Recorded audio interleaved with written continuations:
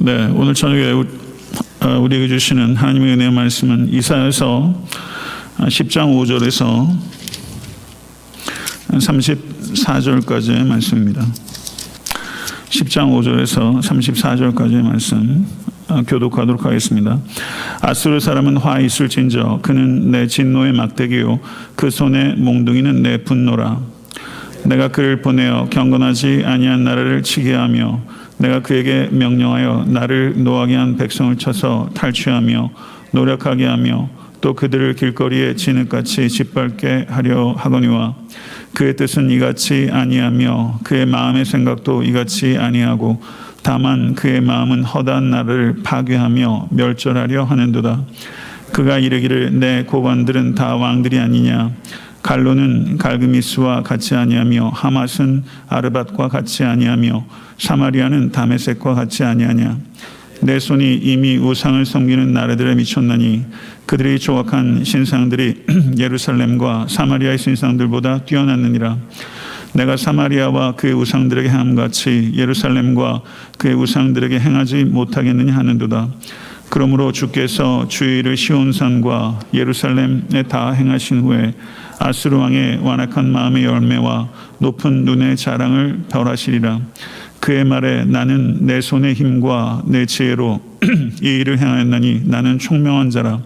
열국의 경고의 선을 걷어치웠고 그들의 재물을 약탈하였으며 또 용감한 자처럼 위에 거주한 자들을 낮추었으며 내 손으로 열국의 재물을 얻은 것은 새 보금자리를 얻음 같고 온 세계를 얻은 것은 내버린 알을 주움 같았으나 날개를 치거나 입을 벌리거나 지저귀는 것이 하나도 없었다 하는도다. 도끼가 어찌 찍는 자에게 스스로 자랑하겠으며 톱이 어찌 켜는 자에게 스스로 큰 채 하겠느냐. 이는 막대기가 자기를 드는 자를 움직이려 하며 몽둥이가 나무 아닌 사람을 들려 함과 같음이로다. 그러므로 주 만군의 여호와께서 살진 자를 파리하게 하시며 그의 영화 아래 불이 붙는 것 같이 맹렬히 타게 하실 것이라. 이스라엘의 빛은 불이 되고 그의 거룩하신 이는 불꽃이 되실 것이니라. 하루 사이에 그의 가시와 진리가 소멸되며 그의 숲과 기름진 밭의 영광이 전부 소멸되리니 병자가 점점 쇠약하여 감 같을 것이라. 그의 숲에 남은 나무의 수가 희소하여 아이라도 능히 계수할 수 있으리라. 그날에 이스라엘의 남은 자와 야곱 족속의 피난한 자들이 다시는 자기를 친 자를 의지하지 아니하고 이스라엘의 거룩하시니 여호와를 진실하게 의지하리니 남은 자 곧 야곱의 남은 자가 능하신 하나님께로 돌아올 것이라. 이스라엘이여 내 백성의 바다의 모래 같을지라도 남은 자만 돌아오리니 넘치는 공의로 파멸이 작정되었습니다. 이미 작정된 파멸을 주 만군의 여호와께서 온 세계 중에 끝까지 행하시리라. 그러므로 주 만군의 여호와께서 이르시되 시온에 거주하는 내 백성들아 아수르가 애굽이 한 것처럼 막대기로 너를 때리며 몽둥이를 들어 너를 칠지라도 그를 두려워하지 말라. 내가 오래지 아니하여 내게는 분을 그치고 그들은 내 진노로 멸하리라 하시도다. 만군의 여호와께서 채찍을 들어 그를 치시되 오렙 바위에서 미디안을 쳐 죽이신 것 같이 하실 것이며 막대기를 드시되 바다를 향하여 애굽에서 하신 것 같이 하실 것이라. 그날에 그의 무거운 짐이 내 어깨에서 떠나고 그의 멍에가 내 목에서 벗어지되 기름진 가닥에 멍에가 부러지리라. 그가 아야스에 이르러 미그론을 지나 믹마스에서 그의 장비를 두고 산을 넘어 게바에서 유숙함에 라마는 떨고 사울의 기브아는 도망하도다. 딸 갈리마 큰 소리로 외칠지어다. 라이사야 자세히 들을지어다. 가련하다 너 안아두시오. 만매 나는 피난하며 개밈 주민은 도망하도다. 아직 이날에 그가 노베에서 쉬고 딸 시온산 곧 예루살렘 산을 향하여 그 손을 흔들리로다.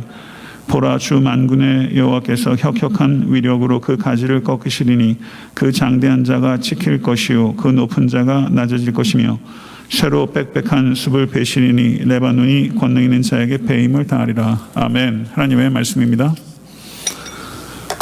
이사야서 9장 8절에서 10장 4절까지 제가 지난 시간에 강의를 했는데요.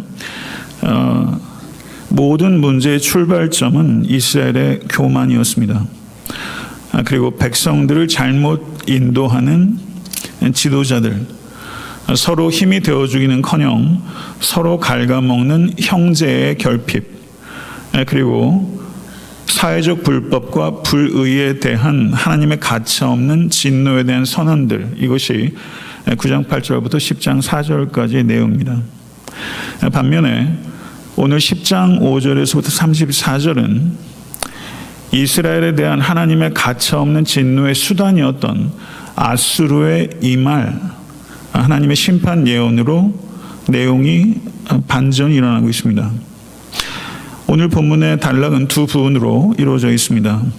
5절에서부터 19절은 아수르를 향한 심판의 메시지가 기록되어 있고 20절에서 34절은 이스라엘의 남은 자들에 대한 희망의 메시지가 기록되어 있습니다. 5절에서 6절의 말씀을 보시면 하나님께서 아수르에게 주신 존재 목적을 기록하고 있습니다. 같이 한번 읽도록 하겠습니다. 5절과 6절입니다. 아수르 사람은 화 있을진저 그는 내 진노의 막대기요 그 손의 몽둥이는 내 분노라.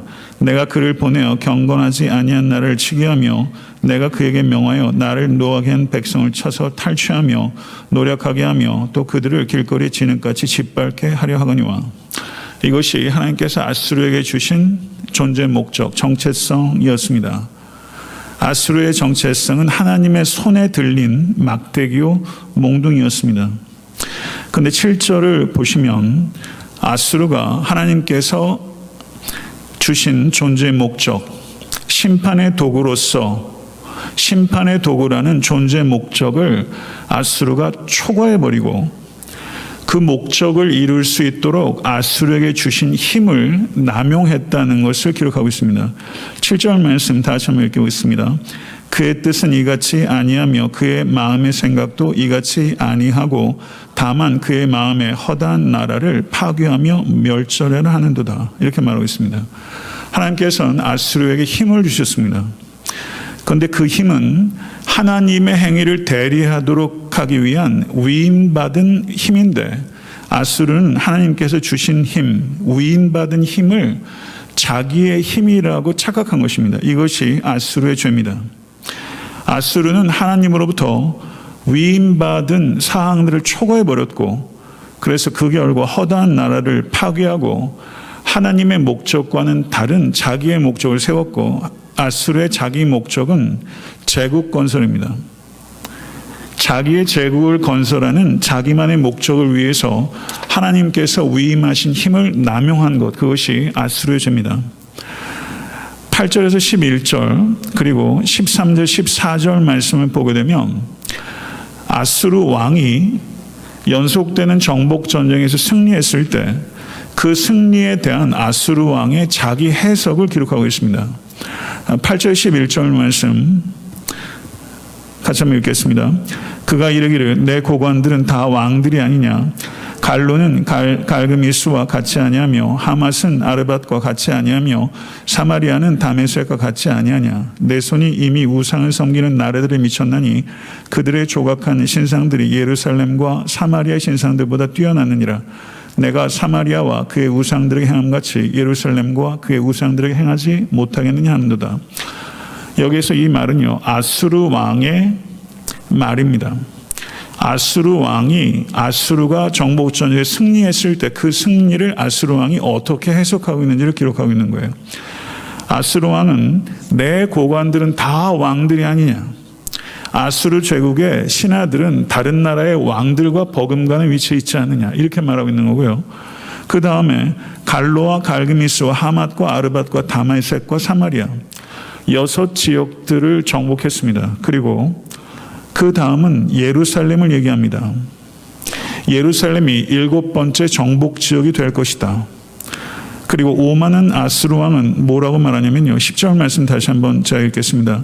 내 손이 이미 우상을 섬기는 나라들에 미쳤나니 그들의 조각한 신상들이 예루살렘과 사마리아의 신상들보다 뛰어났느니라. 내가 사마리아와 그의 우상들에게 행함같이 예루살렘과 그의 우상들에게 행하지 못하겠느냐 하는도다. 예루살렘이 섬기는 신은 누굽니까? 하나님입니다. 그런데 아수르는 지금 계속해서 정복 지역들을 계속해서 승리를 구가해가면서 아수르 왕이 착각한 것이 있습니다. 그것은 다른 지역의 우상신들을 정복한 것처럼 예루살렘의 우상신도 정복하게 될 것이다. 이렇게 말하면서 아수르 왕은 참신이신 유일하신 하나님이신 하나님을 다른 나라들이 섬기는 이방 신들 가운데 하나라고 착각해버린 것입니다. 이것은 치명적인 범죄를 저지른 것입니다. 그리고 다시 말씀드린 대로 아수르 왕은 자기의 고관 대적들이 다른 나라들의 왕들과 필적하는 것이다. 그러므로 나는 만왕의 왕이다. 나는 세상 신들과 세상 만물보다 뛰어난 존재다. 그래서 아수르 왕은 완전히 자기 도취에 빠져버린 것입니다. 하나님께서 위임하신 힘에 완전히 빠져버린 것입니다. 자기 도취에 빠진 결과는 사형 선고입니다. 자기 성공에 도취한 사람의 결과가 어떻게 될 것인가 하는 것을 통해서 우리가 아수르의 모습을 통해서 우리 안에 있는 모습들을 반추해 봐야 하는 것입니다. 이와 같은 아수르의 오만 방자함에 대한 하나님의 심판의 말씀이 12절에 기록되어 있습니다. 12절 말씀 보겠습니다. 같이 읽습니다. 그러므로 주께서 주의 일을 시온산과 예루살렘에 다 행하신 후에 아수르 왕의 완악한 마음의 열매와 높은 눈의 자랑을 멸하시리라. 이렇게 말씀하셨습니다. 제가 지금 굉장히 빠른 속도로 절들 하나하나를 지금 강의해 나면서 굉장히 함축적으로 이야기하고 있는 것입니다. 이런 안내가 없이 이사야서를 수십 번 읽어도 아마 그 뜻을 헤아리긴 굉장히 까다로우실 거예요. 여기서 이 얘기는 뭐냐면요. 지금 하나님께서 시온산과 예루살렘에 다 행하신 후에, 이것은 시온산과 예루살렘의 심판을 완료하신 후에 이런 뜻입니다. 아수르를 심판의 도구를 삼아 이스라엘과 남유다를 치신 후에 하나님께서 아수르를 치실 것이다. 아수르 왕의 여기 보게 되면요, 완악한 마음의 열매와 높은 눈의 자랑을 벌하시리라 이렇게 말했어요. 마음의 오만함은 반드시 스스로를 영화롭게 하는 관점을 낳습니다. 마음의 오만함, 여기서 완전히 자유로우십니까? 마음의 오만함은 스스로를 영화롭게 하는 관점을 낳아요. 8절부터 11절에서 제가 조금 전에 읽었던 본문에서 아수르 왕의 이 오만방자함, 마음의 오만함에서 비롯된 높은 눈의 관점을 8절부터 11절 아수르 왕의 그 자기 해석을 제가 한 부분이라 이렇게 말씀을 드렸는데요. 13절과 14절 한번 보겠습니다. 아수르 왕의 두 번째 자기 해석이에요. 주의 있게 읽으십시오. 13절과 14절 같이 읽겠습니다. 그의 말에 나는 내 손의 힘과 내 지혜로 이 일을 행하느니 나는 총명한 자라. 열국의 경계선을 걷어치웠고 그들의 재물을 약탈하였으며 또 용감한 자처럼 위에 거한 자들을 낮추었으며 내 손으로 열국의 재물을 얻은 것은 새 보금자리를 얻음 같고 온 세계를 얻은 것은 내버린 알을 주움 같았으나 날개를 치거나 입을 벌리거나 지저귀는 것이 하나도 없었다 하는도다. 이 부분 역시 아수르 왕이 승리에 대한 자기 해석입니다. 아수르 왕은 자기를 뭐라고 말해요? 나는 총명한 자다. 나는 용감한 자다. 이렇게 말하고 있어요. 자화자찬이 도를 넘어서 자기를 신성화하고 있는 데까지 나아간 것입니다. 흥미로운 것은요, 13절 말씀을 보십시오. 거기에 내 손의 힘과 라는 표현이 있습니다. 14절 말씀을 보셔도 거기에 내 손이라는 표현이 있어요. 여기에서 내 손은 아수르의 손입니다. 아수르 왕의 손이에요. 10절 말씀을 보시면 거기에도 이렇게 말합니다. 내 손이 이미 우상을 섬기는 나라들을 미쳤나니 라고 말하고 있는데 10절에서 이 내 손 역시 아수르 왕의 손이에요. 아수르 왕의 손으로 이 모든 것들을 이뤘다. 자수성가했단 말이 있죠. 똑같은 말입니다. 내 손으로 했다는 거예요. 아수르 왕이 바로 그 말을 하는 거예요. 내가 내 손으로 열국을 다 제패했다. 이렇게 말하고 있는 것입니다. 그런데 10장 4절을 한번 우리 같이 한번 읽어보도록 하겠습니다. 10장 4절 같이 한번 읽겠습니다. 시작. 포로된 자 아래에 굽으리며 죽임을 당한 자 아래에 엎드려질 따름이니라. 그럴지라도 여호와의 진노가 돌아서지 아니하며 그의 손이 여전히 펴져 있으리라. 여기서 그의 손이 있죠. 이 손은 누구의 손입니까? 여호와 하나님의 손이에요. 여호와 하나님의 진노의 손이 이스라엘 위에 펴져 있다고 그랬어요. 여호와 하나님의 손입니다. 그러면 아수르는 무엇입니까? 여호와 하나님의 손에 붙들린 막대기예요. 여호와 하나님의 손에 있는 몽둥이에요. 그런데 아수르 왕은 뭐랍니까? 내 손의 힘으로 이 모든 것을 행했다, 이렇게 말하고 있는 것이죠. 이 구분을 우리가 해야 되는 것입니다. 성도 여러분, 깡여사라는 요즘 뭐 그런 게 있더라고요. 혹시 보셨어요? 이렇게 인형극을 하면서 이렇게 목사님이 이렇게 복화술을 해가지고 그 1인 2역을 하시면서 깡여사라는 걸 하는데, 얼마나 성도님 보내주셔 봤는데 얼마나 재밌던지. 그래서 주님의 손이 뒤에 있다라는 것을 이야기하고 있어요.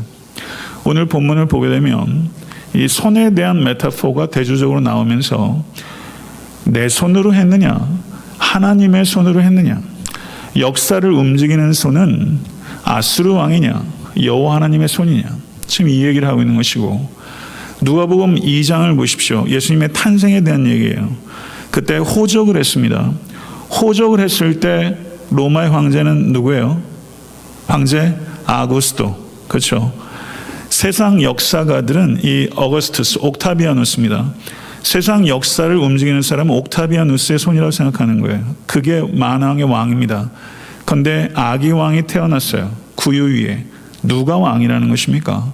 이 아기가 왕이라는 거예요. 이 대조가 보이세요? 누구의 손으로 역사가 움직여집니까? 팍스 로마라는 말이 있죠. 로마 황제가 세상에 평화를 가져온다 했는데, 성경은 평화의 왕은 아기 예수다라고 말하고 있어요. 여러분과 저는 누구의 손을 의식하면 살아갑니까? 여러분은 자수성가 하시는 분입니까? 여호와 하나님의 손을 진실로 의식하며 살아가십니까? 여호와 하나님의 손은 은혜의 손이기도 하면서 진노의 손이기도 합니다. 여호와 하나님의 손이 실제입니다. 이것을 진실로 기억하시고 믿으실 수 있는 여러분과 제가 간절히 바랍니다. 13절을 보게 되면요, 내 손으로 열국의 경계선을 걷어치웠다, 이렇게 아수르 왕이 오만방자하게 얘기를 했어요. 외형적으로 보면 그렇게 보입니다. 그런데 땅의 경계선을 옮기는 일은 신명기 32장 8절에서 9절을 보게 되면 이렇게 말하고 있습니다. 같이 한번 읽겠습니다. 지극히 높으신 자가 민족들의 기업을 주실 때, 인종을 나누실 때 이스라엘 자손의 수요대로 백성들의 경계를 정하셨도다. 여호와의 분깃은 자기 백성이라, 야곱은 그의 택하신 기업이로다. 아멘. 경계를 정하신 이가 누구십니까? 여호와 하나님이십니다. 아수르 왕이 아닙니다. 경계를 옮기는 것은 하나님의 일입니다. 이 아수르 왕은 하나님의 신적 영역을 넘어간 거예요. 위임받은 힘을 가지고 주어진 권한 이상을 써버린 것입니다. 이것이 아수르의 문제예요. 이 오만방자한 이 아수르의 제국지향주의적인 권력지향, 아수르는 권력지향적인 삶의 모습을 대변하는 사람이라고 할 수 있어요. 예수는 권력지향이 아닙니다. 섬김지향입니다. 우리는 어떤 방향으로 가고 있습니까? 여러분은 권력을 지향하고 계십니까? 아니면 섬김을 지향하고 계십니까? 15절 말씀을 보시죠. 이와 같은 아수르 왕의 오만방자함, 8절부터 11절까지 첫 번째 자기 해석, 13절 14절에 나오는 아수르 왕의 두 번째 자기 해석. 여러분은 자기의 삶을 어떻게 해석하십니까? 그 해석에 대한 하나님의 심판의 이야기가 기록되어 있는 것이 15절이에요. 15절 말씀 크게 읽겠습니다. 도끼가 어찌 찍는 자에게 스스로 자랑하겠으며 톱이 어찌 켜는 자에게 스스로 큰 채 하겠느냐. 이는 막대기가 자기를 드는 자를 움직이려 하며 몽둥이가 나무 아닌 사람을 들려 함과 같음이로다. 이 얼마나 이것을 수사 의문문이라고 그래요. 평소문보다 의문문을 통해서 이건 질문을 해서 대답을 얻으려는 게 아니에요. 이건 강조하는 거예요. 얼마나 어리석은지를 강조하는 거예요. 도끼가 찍는 자에게 자랑하며 톱이 켜는 자에게 스스로 큰 채하며 몽둥이가 자기를 드는 자를 들려 하는도다. 이런 어리석음이 인간에게 얼마나 많습니까? 아수르의 행위가 얼마나 어리석은가 하는 것을 지금 이렇게 기가 막힌 문학적 비유를 통해서 표현하고 있는 거예요. 이 아수르의 죄는 하나님께서 위임해 주신 힘을 초과해서 그 힘을 남용한 것입니다. 하나님의 계획을 무시하고 자기의 악한 계획에 그 힘을 사용해 버린 것입니다. 성도 여러분, 여러분과 저도 위임받은 것이 있습니다. 맞습니까? 우리가 위임받은 게 뭐예요? 우리의 소유, 하나님께서 위임하신 거예요. 맞습니까? 위임받은 거예요. 우리에게 또 위임받은 게 뭐가 있을까요? 우리에게 주신 자녀, 하나님께서 우리에게 주신 거예요. 위임받은 거예요. 내 거 아닙니다. 근데 내 돈인 것처럼, 내 자녀인 것처럼 마음대로 쓰고 마음대로 가리키고 하나님의 관점과 하나님의 가치가 전혀 배어있지 않은 돈 씀씀이와 자녀들 양육하는 방법들, 이게 아수르의 문제 아닙니까? 하나님의 계획이 있는데 깡그리 무시하고 내 계획대로 주신 힘들을 위임받은 것을 마치 자주성가한 것처럼 내 마음대로 하는 것, 이게 아수르의 문제죠. 이게 나의 문제입니다. 이걸 깨달아야 돼요.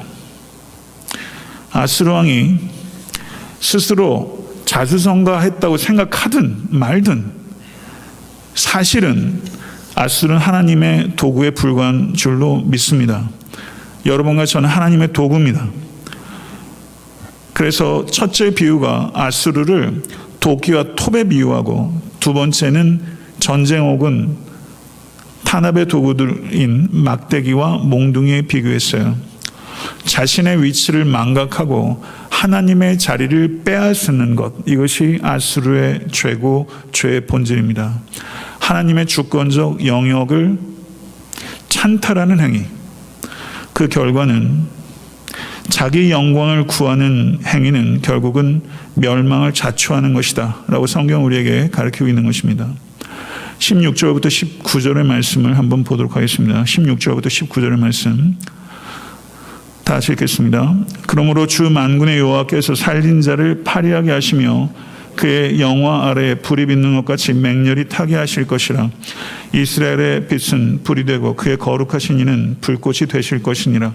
하루 사이에 그의 가시와 찔레가 소멸되며 그 습과 기름진 밭에 영광이 전부 소멸되리니 병자가 점점 쇠약하여 감 같을 것이라. 그의 숲에 남은 나무의 수가 희소하여 아이라도 능히 계수할 수 있으리라. 아멘. 아수르는 하나님의 심판의 도구에 불과했습니다. 근데 아수르는 착각했어요.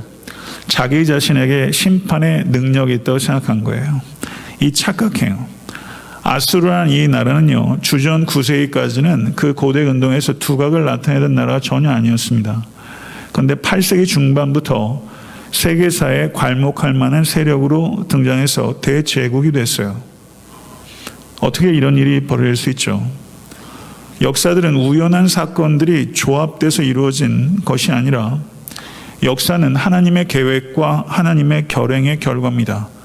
역사의 주인은 하나님이십니다. 믿으십니까? 만왕의 왕은 하늘에 있습니다. 믿으십니까? 사랑하는 성도 여러분, 아수르는 이 사실을 어리석게도 깨닫지 못했습니다. 자기가 하나님의 힘의 도구라는 것을 깨닫지 못했고 자기 힘을 맹신하고 그 힘을 가지고 자기 목적에 사용했습니다. 그 결과 하나님께서는 아수르가 이스라엘을 치는 도끼인데 이스라엘을 치는 도끼로 부르신 그 도끼를 하나님께서 도끼로 찍으실 것이다 라고 말씀했습니다. 아수르라는 도끼를 내가 찍을 것이다. 이것이 하나님의 말씀이에요. 그리고 17절의 말씀을 보시죠. 거기 보게 되면 가시와 찔레가 소멸되며 그 숲과 기름진 밭의 영광이 전부 소멸되리니. 자기 영광을 구한 자들의 영광은 전부 소멸됩니다. 믿으십니까? 가시와 찔레는 무엇입니까? 들에서 가장 하찮은 것입니다. 숲과 기름진 밭은 무엇입니까? 들에서 가장 대단한 것입니다. 하나님의 빛이 하나님의 불이 되어 거룩한 불꽃이 되어 17절 말씀 보세요. 하루 사이에라는 표현이 보입니까? 하루 사이에 하루 사이에 아수르라는 대제국이 가지고 있었던 영광이 하루 사이에 가시와 찔레와 같은 가장 하찮은 것에서부터 숲과 기름진 밭이라는 가장 대단한 것까지 하나님께서 단 하루에 소멸시키실 것이다. 성도 여러분, 이것이 하나님의 말씀입니다. 이사야서 10장 5절부터 19절 말씀, 제가 지금 간략하게 말씀을 드렸어요. 아수르에 대한 멸망 예언입니다. 이것은 하나님의 신성한 역사 철학입니다. 이 부분이 역사 철학이 담겨 있는 거예요. 역사 철학. 역사는 하나님의 절대적인 주권이 나타나는 무대입니다. 역사는 하나님의 절대적인 통치가 나타나는 무대예요. 믿으십니까?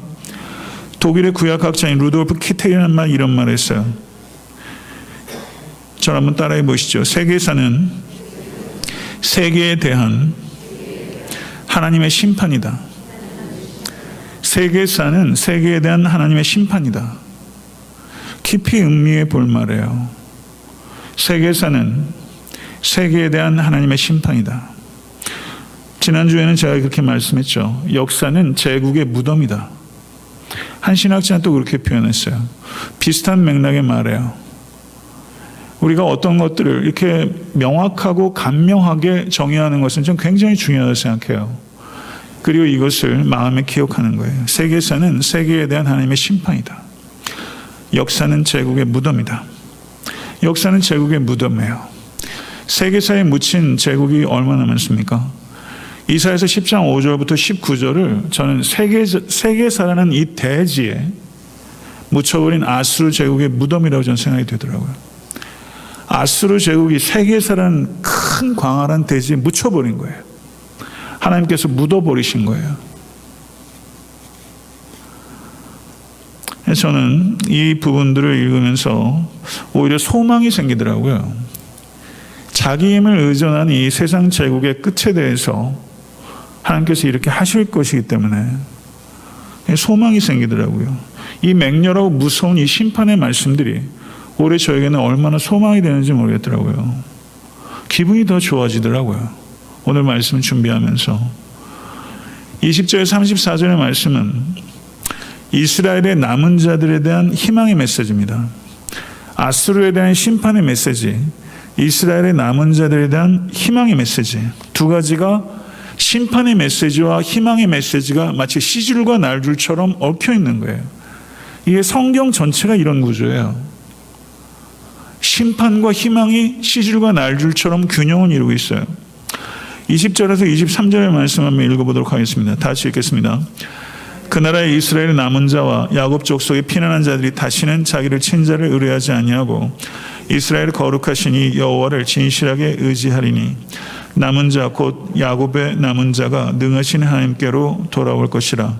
이스라엘이여 내 백성이 바다의 모래 같을지라도 남은 자만 돌아오리니 넘치는 공의로 파멸이 작정되었습니다.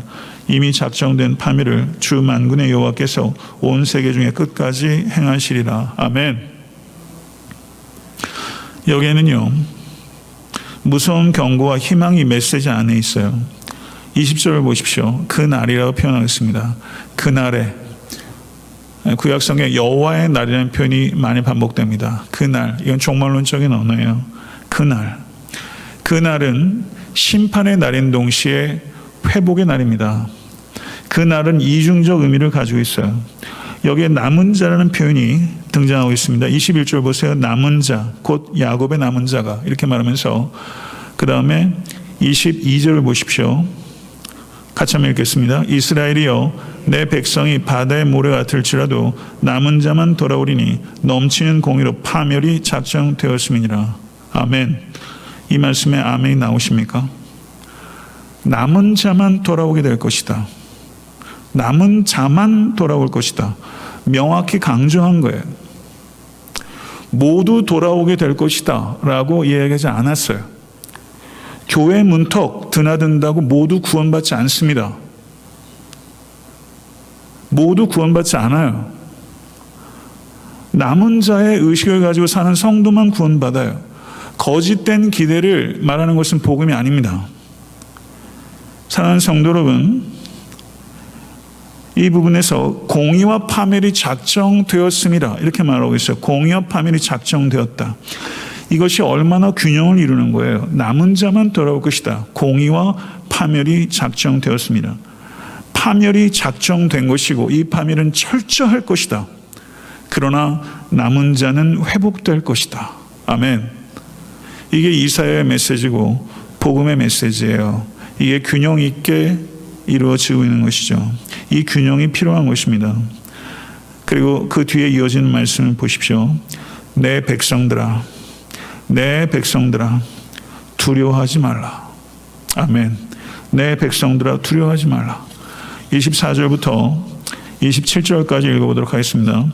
그러므로 주 만군의 여호와께서 이르시되 시온에 거주하는 내 백성들아, 아수르가 애굽이 한 것처럼 막대기로 너를 때리며 몽둥이를 들어 너를 칠지라도 그를 두려워하지 말라. 내가 오래지 아니하여 내게는 분을 그치고 그들은 내 진노로 멸하리라 하시도다. 만군의 여호와께서 책책을 들어 그를 치시되 오렙 반석에서 미디안 사람을 쳐 죽이신 것 같이 하실 것이며 막대기를 드시되 바다를 향하여 애굽에서 하신 것 같이 하실 것이라. 그날에 그의 무거운 짐이 내 어깨에서 떠나고 그의 멍에가 내 목에서 벗어지되 기름진 까닭에 멍에가 부러지리라. 아멘. 사랑하는 성도 여러분, 하나님의 백성이 되시기를 간절히 바랍니다. 하나님의 백성이 되셔야 돼요. 애타한테 섬기는 교회 교족부에 등록하는 게 중요한 게 아니라 이 교회, 애타한테 섬기는 교회를 가시적 교회라고 그래요. 가시적 교회에 등록했는데 비가시적 교회는 하나의 교회입니다. 비가시적 교회에 등록해야 구원을 얻어요. 성도 여러분, 진실로 하나님의 백성 되시길 간절히 바랍니다. 예수 그리스도 진실로 믿음으로 말미암아 양자의 영을 받고 아바 아버지로 부를 수 있는 하나님의 자녀 되시길 간절히 바라요. 여러분의 믿음이 참된 믿음이 될 수 있게 간절히 축원합니다. 그렇다면 두려워할 이유가 없습니다. 두려워하지 마십시오. 삶의 형편이 어떠하든지 두려워할 이유가 없습니다.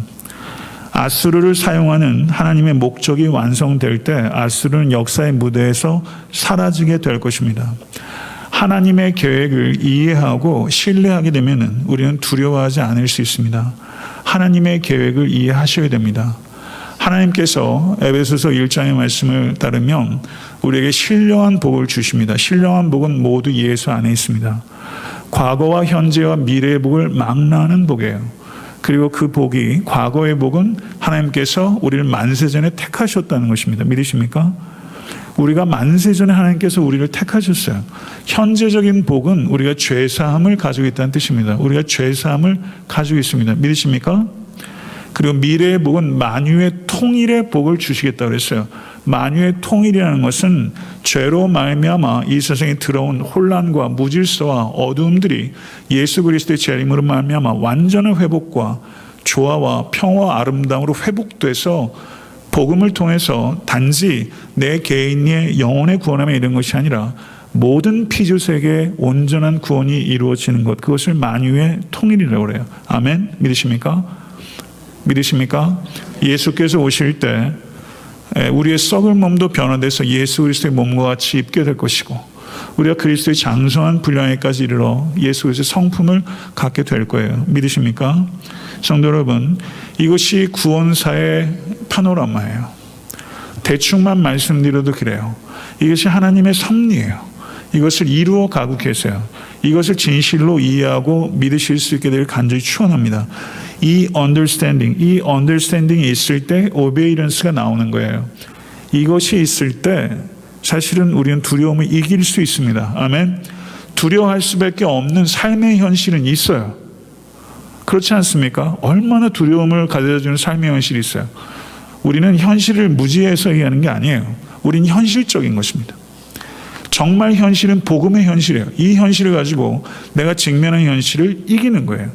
이 두려워하지 않으실 수 있는 여러분과 제가 간절히 축원합니다. 그래서 하나님께서는 이사야를 통해서 이스라엘 과거 역사 속에 두 가지 사건을 상기시키는 거예요. 사사기 7장에서 무수한 미디안 군세를 물리치신 것에 대해서 얘기를 하고 출애굽기 14장과 15장에서 애굽 이집트 군대를 홍해에서 수장시키신 하나님의 전능하신 승리를 이야기하고 있는 거예요. 이 두 가지 사건을 이야기하고 있어요. 하나님께서는 과거로부터 우리가 기억하기를 원하세요. 그래서 이스라엘 백성들에게 이 미디안 사건과 출애굽 사건, 특별히 이스라엘 백성들은 이 출애굽 사건을 기억하라고 계속해서 가르쳤어요. 여러분과 저도 기억해야 합니다. 신앙교육은요, 기억하는 것을 가르치는 거예요. 우리가 기억해야 되는 사건은 무엇입니까? 골고다의 십자가 사건입니다. 우리는 골고다의 십자가 사건으로 돌아가는 거예요.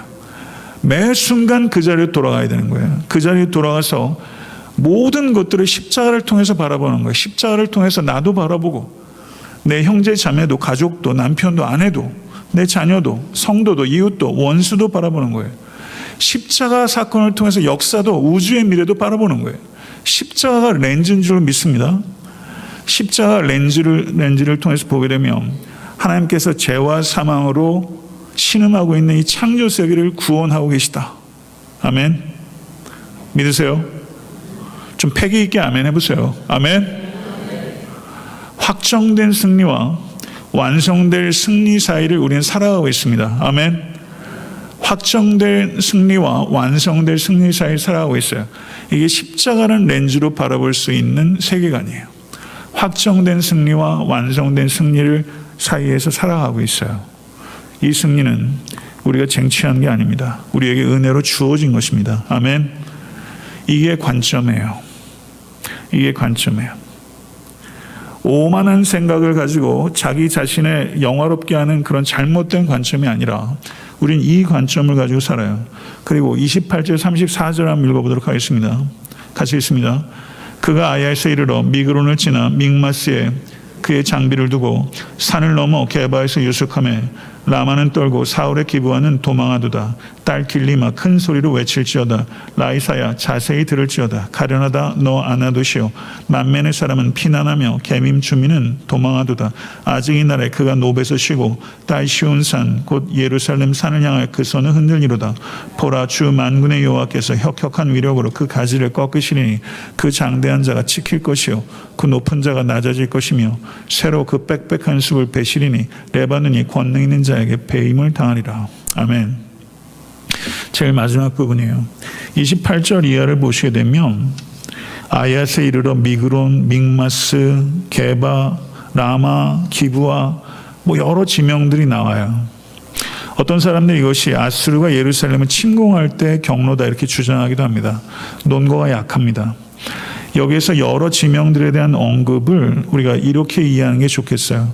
그 무엇으로도 아수르를 멈추게 할 수 없다. 이런 내용들을 얘기하는 거예요. 아수르가 이렇게 폭주해 오는 거예요. 그런데 33절 보십시오. 33절 10장 33절 같이 한번 읽겠습니다. 보라 주 만군의 여호와께서 혁혁한 위력으로 그 가지를 꺾으시리니. 아멘. 보라 라고 말하고 있어요. 폭주하고 있는 아수르의 군대가 있는데 보라 주 만군의 여호와를 보라. 다른 실제가 있다는 거예요. 아수르가 실제가 아니라는 거예요. 진정한 실제가 있는데 그것은 만군의 주 여호와 하나님입니다. 믿으십니까? 진정한 위력은 아수르가 가지고 있는 것이 아니라 혁혁한 위력을 가지고 있는 이는 여호와 하나님이시라는 거예요. 이게 실제예요. 여러분에게 실제는 아수르입니까? 여호와 하나님입니까? 아수르가 자신의 도끼로 유다를 찍을 것이라고 말하고 있을 때 하나님께서는 아수르란 도끼를 찍을 것이라고 말씀하셨어요. 여기에서 보십시오. 제일 마지막에 34절을 보십시오. 34절을 보게 되면 하나님을 뭐라고 부릅니까? 권능 있는 자라고 말하고 있어요. 권능 있는 자. 아수르 왕은 13절에서 자기 자신을 자화자찬하면서 뭐라고 말하냐면 나는 총명한 자요 용감한 자라고 말했어요. 아수르가 총명한 자 용감한 자라면 여호와 하나님은 권능 있는 자예요. 아멘. 인간의 권세가 뭐 높은 하늘의 새 정도는 떨어뜨리잖아요. 그죠? 하늘에서는 떨어뜨립니다. 인간의 권세 대단해요. 그러나 하나님의 권능 앞에서는 아무것도 아니에요. 인간의 권세에 성도 여러분 아첨하지도 말고 두려워하지도 말라는 것입니다. 인간의 권세가 세상을 다스리는 것이 아니라 여호와 하나님, 만왕의 왕이신 여호와 하나님의 권능이 세상을 통치하신다. 믿으십니까? 말씀을 맺겠습니다. 우리에게도 하나님께서 위임해 주신 것이 있어요. 위임해 주신 능력이 있어요. 그것을 내 능력이라고 생각할 때가 있습니다. 안 그러세요? 하나님께서 주신 목적이 있는데 우리가 우리의 삶을, 내 목적을 성취하는데 사실 시간과 물질, 정력을 쏟았어요. 우리는 어떤 의미에서는 앗수릅니다. 우리에게 있는 모든 힘을 하나님께 위임하신 힘이라는 의식을 부디 가지실 수 있는 여러분과 제가 될 수 간절히 바랍니다. 자기 도취에 빠져서 자기를 높이는 일에 삶을 드리고 있다면 그것은 하나님의 자리를 빼앗는 앗수르의 행위입니다. 여러분과 저의 개인의 역사뿐만 아니라 세계사를 주관하시는 하나님이시며 하나님은 절대 주권자이시고 모든 것이 하나님의 통치와 목적 가운데 있는 줄로 믿습니다.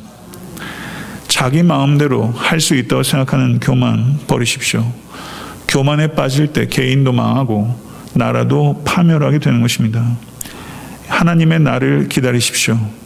하나님을 신뢰하는 자에게 하나님의 날은 구원의 날이요, 자기를 신뢰하는 자에게 하나님의 날은 심판의 날이 될 것입니다. 앗수르라는 거짓 실제를 두려워하지 마시고 진정한 실제이신 여호와 하나님을 바라보시는 모든 권속 되십시오.